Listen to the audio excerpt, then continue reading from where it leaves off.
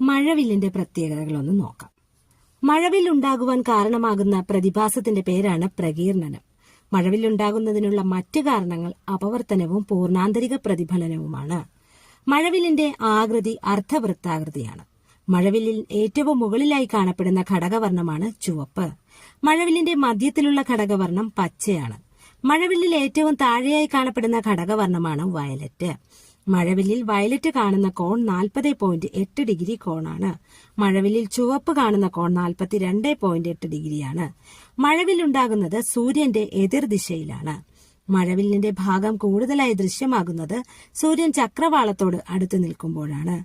മഴവില്ല് അദൃശ്യമാകുന്നത് സൂര്യൻ ചക്രവാളത്തിൽ നിന്ന് വളരെ ഉയരത്തിലായിരിക്കുമ്പോഴാണ്. കിഴക്ക് ഭാഗത്ത് സൂര്യനുള്ളപ്പോൾ മഴവില്ല് രൂപപ്പെടുന്നത് പടിഞ്ഞാറ് ഭാഗത്താണ്.